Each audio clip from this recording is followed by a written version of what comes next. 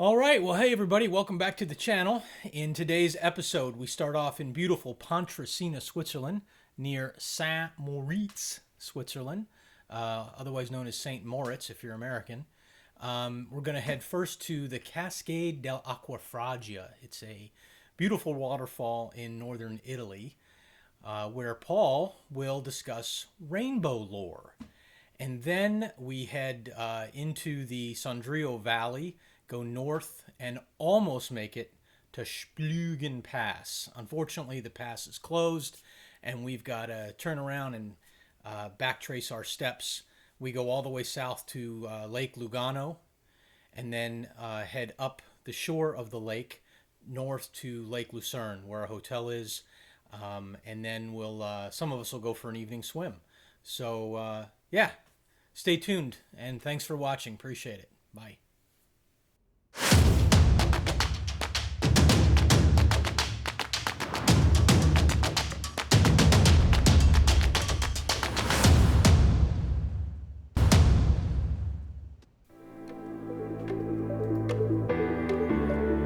All right. So we'll start off with a short digital flyover of where we rode that morning. From Pontresina, we headed over the Maloja Pass in Switzerland, and then to the Acqua Fraggia Falls in Piero, Italy. And then we went west into the province of Sondrio, just kind of this long valley where we went up and down the sides of the mountains, found some really great hilly roads there. On our way to the Splugen Pass, which unfortunately, one of the tour guides called and got the scoop that the pass was closed. I think we were almost there when we found out, and we had to turn around and come back. And then we kind of regrouped at the Chiasco Bardan location and decided that since there was no roads west, nothing over the mountain to get where we needed to go, we would have to go back the way we came, back down through the same Sondrio Valley. The cool thing about this valley was that it had really steep sides, and some of the little villages were on the side of the hills or the mountain, and we had to kind of wind up through these little villages, and it was really great riding. Coming back down the other side, there were these tunnels built out of stone. It was very, very cool, and the scenery was amazing. Some of you may take issue with this, but I included information about the hotels that we stay in because you're paying for an expensive Edelweiss tour, and the hotels are a big part of that. The Schweizerhof was okay. It was nice, but it wasn't great. The room was okay. The amenities, the bar, the breakfast buffet, they were all fine. And the second reason was my wife asked me to get information about the hotels and take some pictures, so I did. After breakfast at the buffet, we looked over the route for the day and then headed off to the waterfall.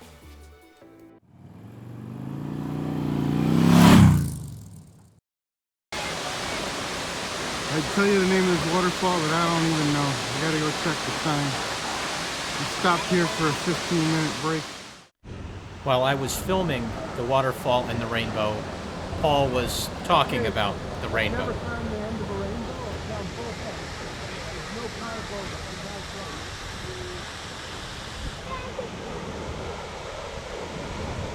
Right way. Yeah. Get it. You didn't even listen. I've heard you about the rainbow and the two ends. No, just what you said it. I laugh every time I play that clip. So we did have a little fun. This was our first photo op of the day, and the waterfalls were very pretty, and there were rainbows. Just as Paul pointed out, no pots of gold. Damn it. As we headed back to our bikes, we found a pretty cool motorcycle parked along the side of the road. Had some really nice red heads. The exhaust had been wrapped and it looked like it had been lowered. pretty cool scoot.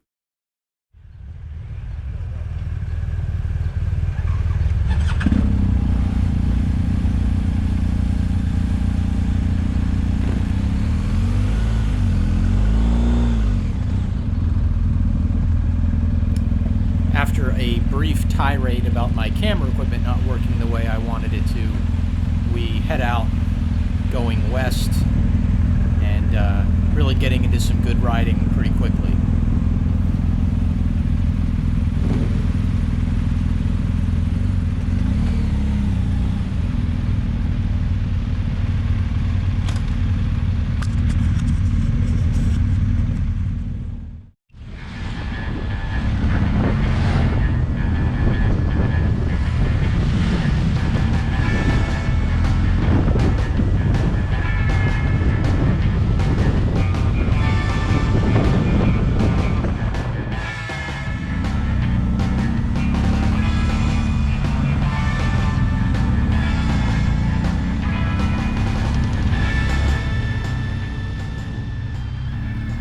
So as I said, it doesn't really take long for these roads to get really good. This was a great deal of fun and just couldn't be more beautiful.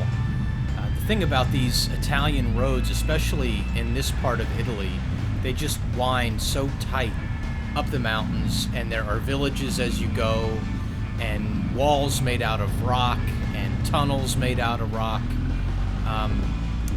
It's really a pretty impressive engineering. It turns out that a little bit to the east of where we are is a network of caves called the Road of 52 Tunnels. It was something that the Italian army built back, I think, around World War I, maybe a little before. It was, for the purposes of waging war and moving equipment around the mountains. But the engineering was amazing, and the remnants of that stuff still exist today. You can walk them and tour them. They're not wide enough for cars because they were only built wide enough for two mules to walk side by side. I think most people know that the Italians have been known as road builders going back to ancient times with the Romans and whatnot. But even into the 20th century, that continued, right in this area. In fact, later this day in the afternoon, we traveled part of a highway that either was exactly or was very close to the first superhighway ever built in the world. It was built in 1925, and it connected Milan and Como, about 30 miles, reserved just for motorists, and it had no intersections. And that was kind of the granddaddy of superhighways that the American highway system was built on.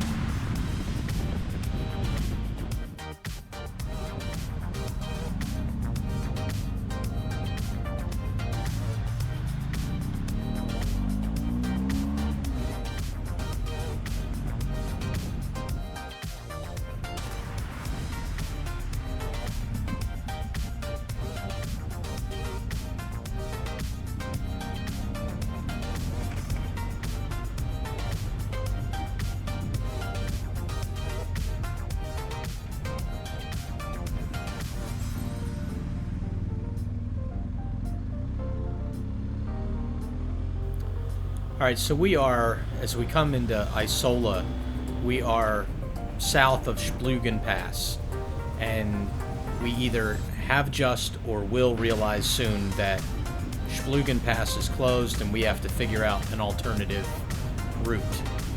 So we're going to pull over here and the guides are going to talk about it a little bit.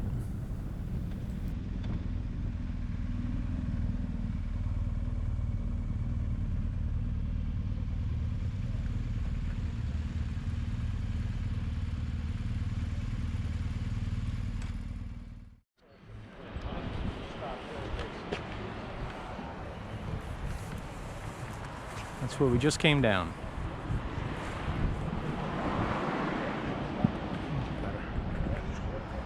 There's Gene. Hey. Master cyclist. No, master cycle romper. Well, if you're going to be good at something, it's better to be good at that than bad at it.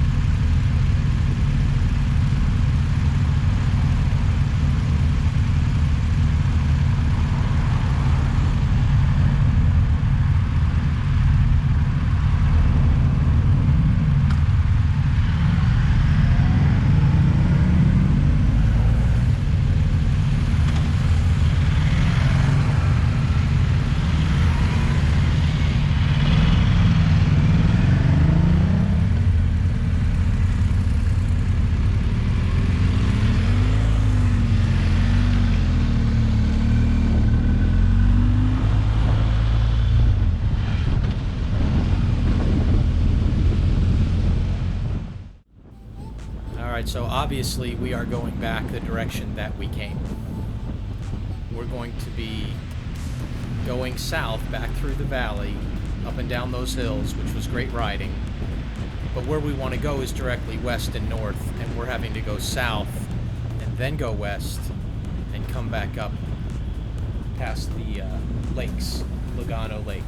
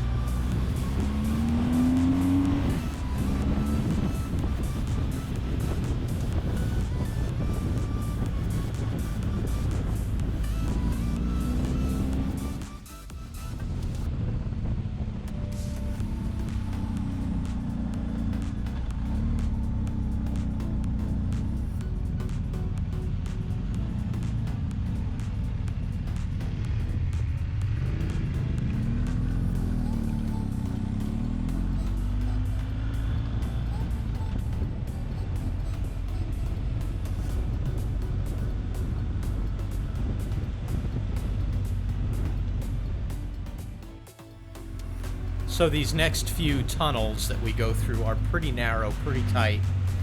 It does seem like maybe they're only wide enough for 2 mules. I think part of that is the effect of the GoPro. They were wide enough for a car to pass us. 2 cars passing each other might have been pretty tight.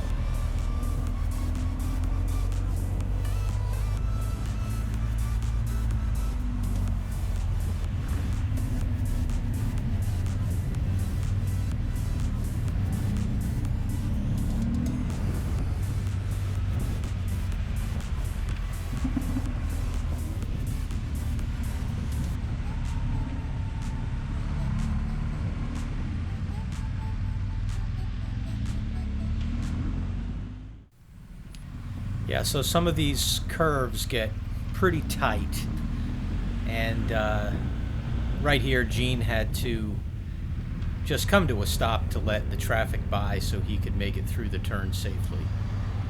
Pretty wise thing to do, I think. Nice squealing from the four-wheeler. One of the things the tour guides will cover before they give you the keys is how to get through these corners properly, how you start out on the left, want to wind up coming out of the turn in your own lane.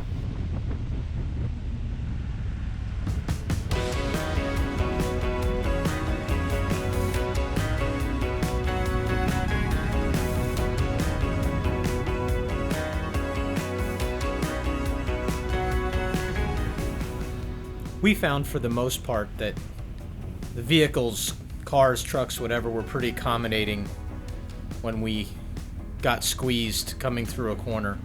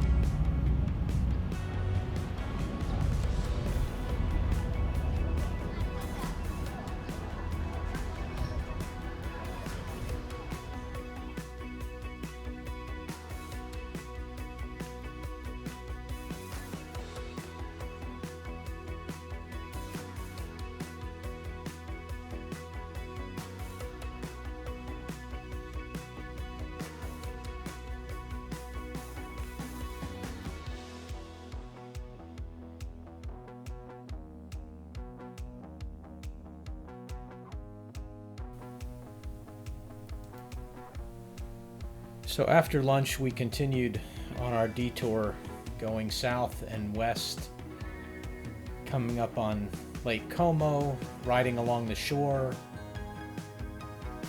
and eventually riding up the coast of Lake Lugano all the way to Lake Luzerne. Some of this was highway riding and not a lot of fun and really not worth filming.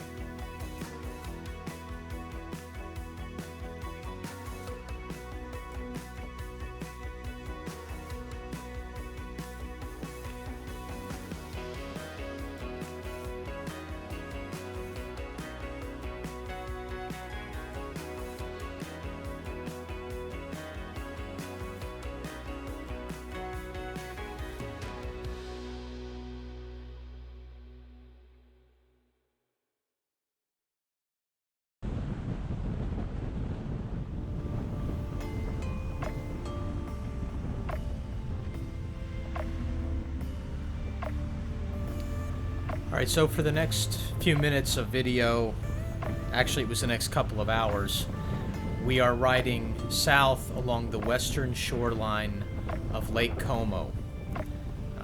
Lake Como is beautiful and famous, I think mostly because famous people own houses there. People like George Clooney, Madonna, Richard Branson. But it's so beautiful in part because of the mountains and because the lake was formed by glaciers, so the water looks so blue and clear. And of course the view from the lake of the shore looks just as beautiful too. A lot of quaint villages and resorts, villas and the like.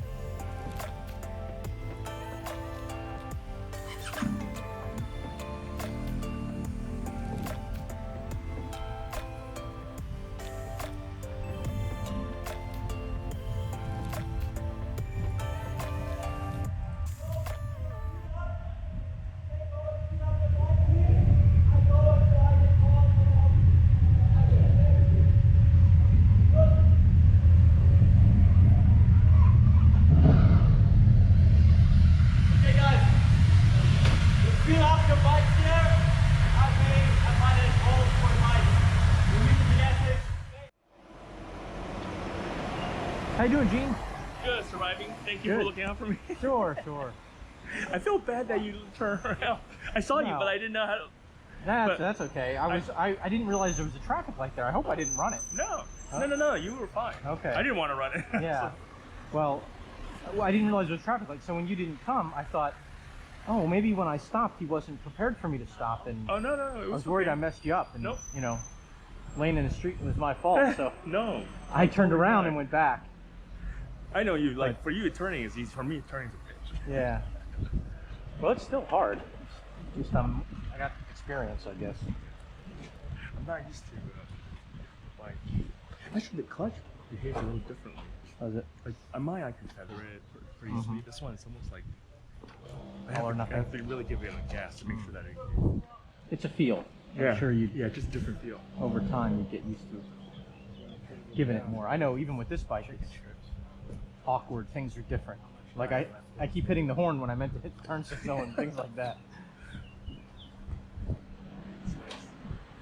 Yeah, I'm definitely not ready for it. I'm glad I got the smaller thing. Yeah, the 800 or 850 is good size.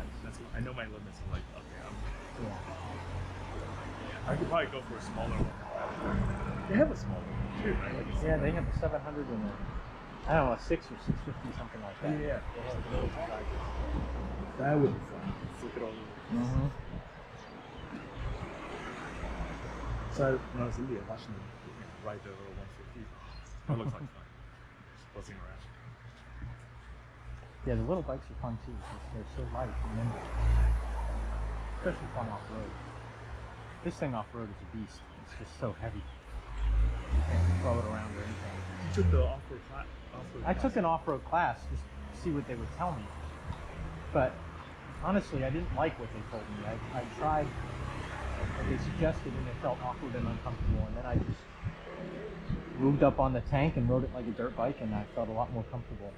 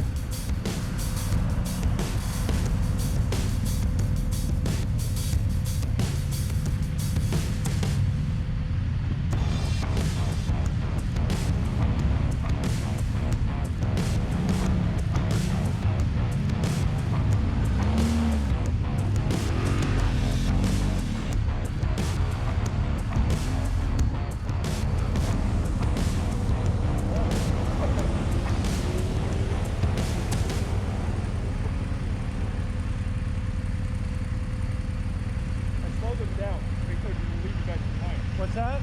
No, I slowed them down to make sure we didn't leave you guys behind. Look, they turned around. They're right there facing us. Oh, which way are we going then?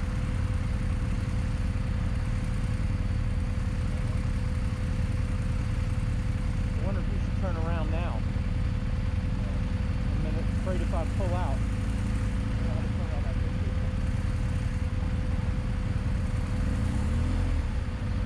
What do you want to do? Now it's too late. Now the cars are coming. I'm gonna go over there.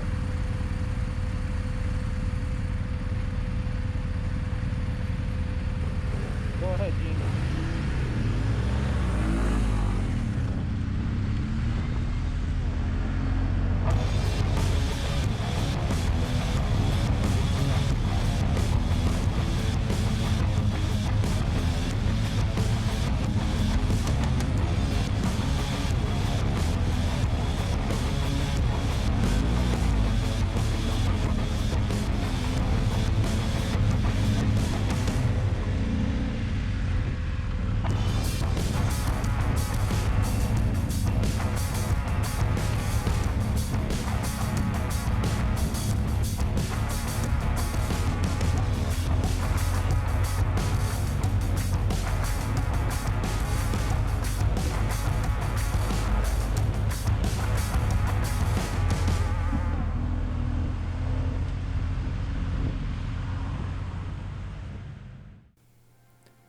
So finally, we made it to Lake Luzerne and the boutique hotel Schlüssel. I really liked this hotel. It was kind of odd, but I liked it. I liked the fact that it was old. It turns out it was originally built, the first building, in the 1700s. Of course, it had been remodeled many times over the centuries and several times over the last couple of decades. This is a postcard from 1939. Pretty cool. So the rooms were modern. They had, a sofa. They had clawfoot tubs. They had glass showers. They were just really nice. Despite the age of the building, the rooms were in really great condition. The ride to the hotel that afternoon had been really hot, over 100 degrees. I think at one point my temperature gauge said 109. The hotel had cold beers waiting for us when we arrived, and then a few of us bolted for the lake and took a nice swim. It was chilly but refreshing, woke us right up.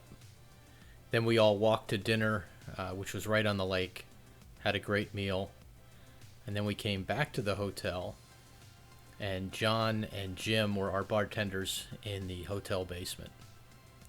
So we'll end this week's episode with some scenes from next week's, where Kevin and I dodge some cars, and then I graduate to dodging a bus.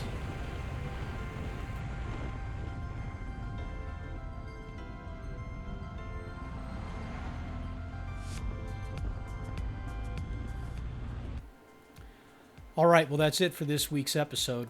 Thanks very much for watching, and remember, be in love with your life, every minute of it.